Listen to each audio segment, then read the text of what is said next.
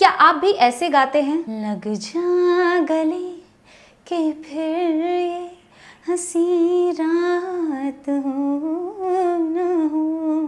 तो फिर देखते रहिए ये वीडियो, क्योंकि मैं आपको बताने वाली हूँ ऐसे 3 रामबाण इलाज जिसको करते ही आप तुरंत और बहुत जल्द ही अपनी नाक से गाना बंद कर देंगे। So let's get started. नमस्कार दोस्तों, मेरा नाम है Varsha Tripathi. I am a singer, content creator, YouTuber, live performer and a digital vocal coach. और आज हम बात करने वाले हैं एक ऐसी समस्या की कि जो बहुत सारे लोगों को समस्या पता ही नहीं है कि उनके साथ बहुत बड़ी समस्या चल रही है, और उन्हें आसपास के लोग बताते हैं कि you are sounding a bit nasal, but उन्हें लगता है कि हम तो ठीक ही गा रहे हैं। सो ये वीडियो उन्हीं लोगों के लिए है जिनको एग्जैक्टली पता नहीं है कि इस सिचुएशन को कैसे डील करें, या उन्हें एग्जैक्टली नहीं समझ में आता कि हम वास्तव में नेजल गा रहे हैं क्या। बहुत सारे सिंगर्स, इनफैक्ट मैं नाम तो नहीं लूँगी, बट कुछ सिंगर्स हमारे इंडस्ट्री के भी ऐसे हैं जिनकी कुछ नेज़ैलिटी आती है गाते वक्त। सो कुछ लोगों ने उसको अपना स्टाइल भी बनाया है, जो कि अच्छी बात है। अगर वो स्टाइलिंग में आ रही है और वो उनके लिए चल रहा है, सो इट्स गुड।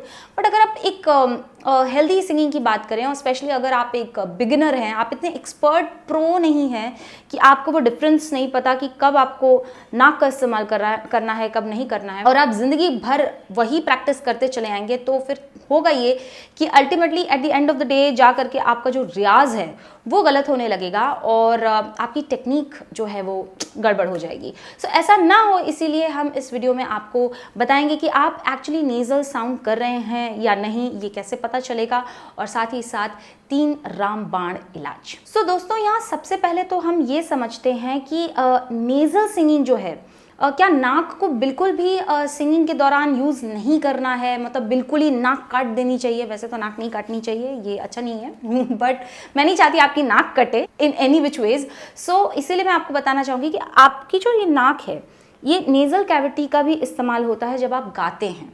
लेकिन एक एक्सपीरियंस्ड सिंगर में और एक बिगिनर होता है, उसमें ये फ़र्क होता है कि उनको अपने ये कैविटीज़ का इस्तेमाल कैसे करना है, किस गाने में कितना एलिमेंट देना है, वो बहुत अच्छे से पता होता है। तो इसीलिए वो साउंड बुरा नहीं लगता है ना। सो इसका मतलब ये है कि गाने में कई बार नाक का प्रयोग होता है। इनफैक्ट गाने में नाक का प्रयोग भी होता है। आप जो भी गाना उठा लो, आपकी नेज़ल कैविटी का आप इस्तेमाल कर रहे हैं, क्योंकि देखिए कुछ ऐसे शब्द होते हैं जैसे हमिंग का हो गया, या फिर एम हो गया, एन हो गया। ये सारी जो लेटर्स हैं एक्चुअली ये ऐसे हैं कि इसमें आप चाह के भी नाक को अवॉइड नहीं कर सकते। सो मान लीजिए अगर जैसे मैं गा रही थी लग जा गले, तो अगर मैं उसको बिल्कुल ही नाक को अपनी बंद कर दूं और तब गाऊं, तो देखिए कुछ ऐसा साउंड करेगा, लग जा गले के फिर ये हंसी रात हो न हो। तो ऐसा लग रहा है कि मुझे पूरी तरीके से जुकाम हो रखा है, मेरी तबीयत ठीक नहीं है और मैं तब गा रही हूँ। तो आप जो है जो हायर कैविटीज़ हैं उनका इस्तेमाल नहीं कर पाते। अगर बिल्कुल भी आपके इस पोर्शन को ब्लॉक कर दिया जाए तो वो भी साउंड अच्छा नहीं करेगा। और अगर आप एकदम ही ये अपनी अपर कैविटीज़ को ज़्यादा यूज़ करते हैं, तो वो कुछ ऐसा साउंड करेगा, लग जा गले के फिर ये हंसी रात। So you got the point, right. So आपको बेसिकली एक स्मार्ट यूज़ करना है अपनी पूरी कैविटीज़ का। जो वोकल कैविटी है आपकी, लाइक ओरल कैविटी है और नेज़ल कैविटी है, तो इसका आपको पूरा इस्तेमाल करना है। दूसरी चीज़ जो मैं यहाँ पे आप लोगों को शेयर करना चाहूँगी वो ये है कि लोग एक्चुअली नेज़ल गाते क्यों हैं। बहुत ज़्यादा टेक्निकलिटीज़ में तो मैं नहीं जाऊँगी, क्योंकि आप यहाँ पे सिंगर बनने आए हैं, डॉक्टर बनने नहीं आए। तो आपको पूरे वो कौन सी नस को क्या होता है, पैलेट को क्या होता है, ये समझाने से भी कोई फ़ायदा नहीं है, उसकी आपको ज़रूरत नहीं है बेसिकली। अगर आपको इसको बहुत ही साधारण शब्दों में मैं आपको समझाऊँ तो होता क्या है कि कुछ लोगों का जो स्ट्रक्चर होता है, जैसे हमारी बॉडी का स्ट्रक्चर हर एक व्यक्ति का अलग है, उसी तरीके से ये जो कैविटीज़ हैं इसका स्ट्रक्चर कभी कभी कुछ लोगों में ऐसा होता है कि वो नेचुरली नेज़ल कैविटी की तरफ उनकी जो आवाज़ें जाती है। तो ऐसे परिस्थिति में क्या है कि आपको बहुत ज़रूरत है कि आप प्रॉपर ट्रेनिंग लें, आप अपने टीचर से अच्छे से सीखें और उसको प्रैक्टिस में ला करके इस प्रॉब्लम को दूर करें।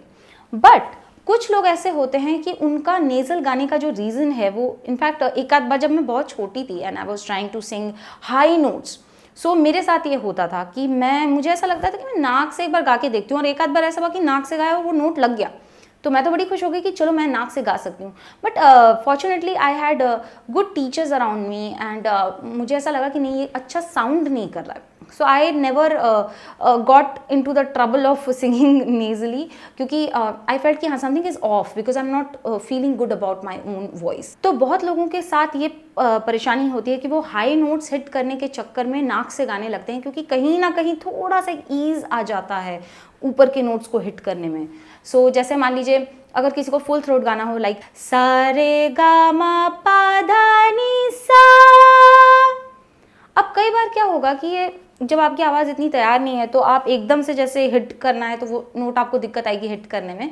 तो अगर आप इसको नाक से लेंगे तो आप कैसे देखेंगे कि थोड़ा इजी सा लगेगा। प्लीज़ उसको करना मत, आप जो है अभी अगर बिगिनर हैं इसको बिल्कुल भी ट्राई मत करें, मैं जस्ट बता रही हूँ रेफरेंस के लिए।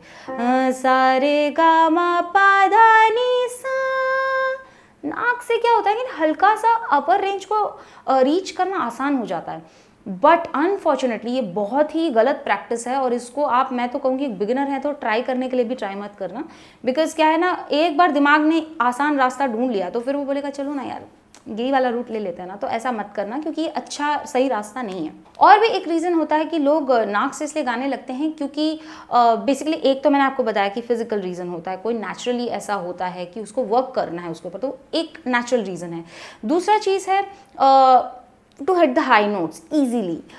थर्ड रीज़न ये है कि कुछ लोग नाक से इसलिए गाते हैं because simply of wrong practice. अब जैसे मैंने आपको ये बताया, अब आप पता लगे बहुत जा करके बाहुबली बन जाते हैं और सडनली आप नाक से प्रैक्टिस करने लगते हैं क्योंकि आपको लगता है आपकी आवाज़ नहीं खुल रही है तो नाक से ही चलो गा लेते हैं, और ऐसी ही बाहुबली गिरी करने के चक्कर में आप एक दिन गलत प्रैक्टिस करते करते आप नाक से गाने लग जाते हैं। तो ये भी बड़ी परेशानी की बात है। सो कृपया करके ये सारी चीज़ों को ध्यान रखें, इसे गलत प्रैक्टिस में ना लाएं। सो अब हम समझते हैं कि आपको पता कैसे चलेगा कि आप एक्चुअली नाक से गा रहे हैं। बहुत साधारण सी बात है, वो आपने कई बार सुना भी होगा, बहुत ही आसान बात है। अगर आप जैसे मान लीजिए आपको लगता है कि आपको नहीं समझ में आ रहा कि आप नाक से गाते हैं कि नहीं, बट आपको और लोग बताते हैं कि यार तेरे थोड़ी नाक जैसी आवाज़ आती है तेरी आवाज़ में, तो आप अपनी नाक को ऐसे बंद करके देखिए। जैसे मान लीजिए again we take that simple लग जा गले का फ्यू लाइन्स। सो अगर आप उसको देखेंगे तो आपको पता चलेगा नॉर्मल गाने में लग जा गले के फिर ये, जहाँ एम और एन आ रहा है वहाँ की बात नहीं हो रही है, नॉर्मली जो बाकी के जो वर्ड्स हैं तो आप देख रहे हैं अभी नॉर्मली आ रहा है, बट अगर नाक से मैंने गाया तो वो कैसे आएगा, लग जा गले के फिर।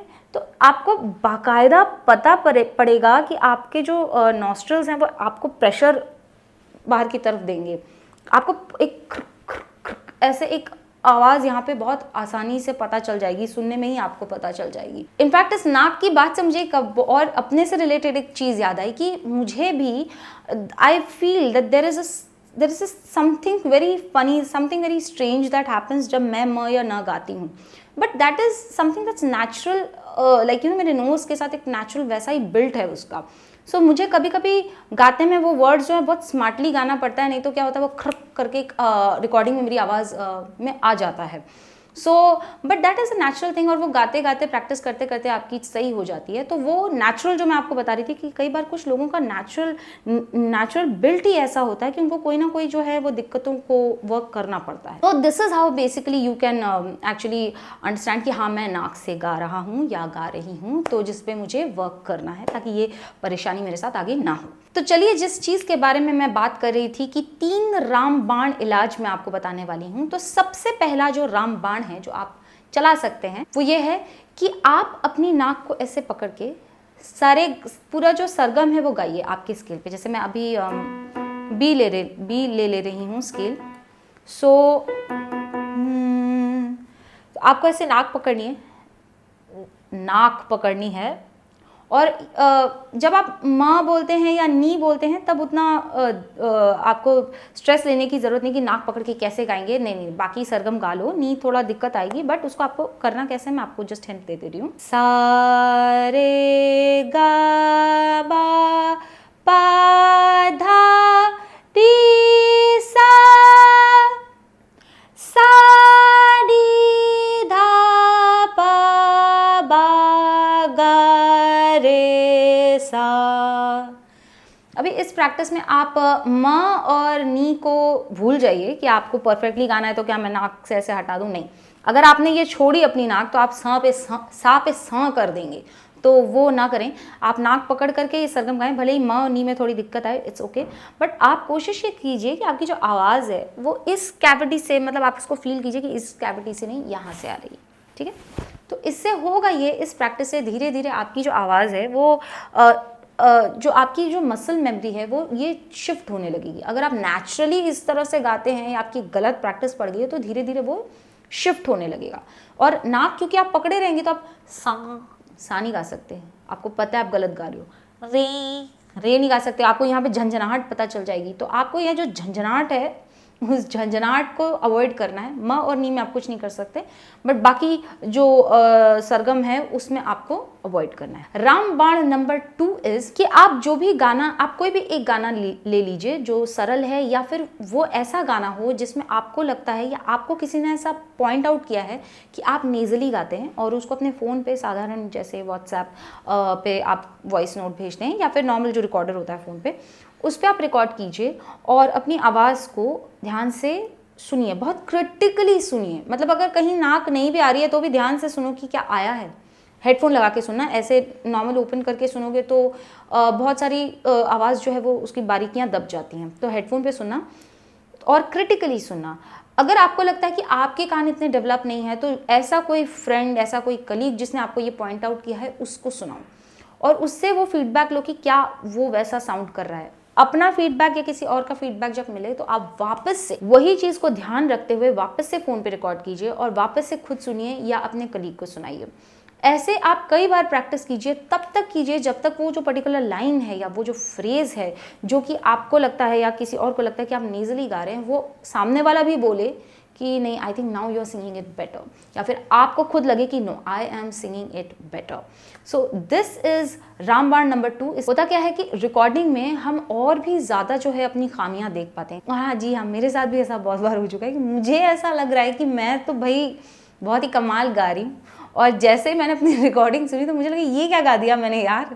सो रिकॉर्डिंग एक बहुत बड़ी जो आपको बोलना चाहिए टूल है जो आपकी बहुत बहुत मदद कर सकती है, तो उसका इस्तेमाल ज़रूर करें। एंड द लास्ट वन, रामबाण नंबर 3। रामबाण नंबर 3 जो है वो ये है कि आप ब जो कॉन्सोनेंट है उस पे सरगम प्रैक्टिस करें। तो अब ब क्यों करना है, आप ऐसे बहुत सारे ख्याल आएंगे।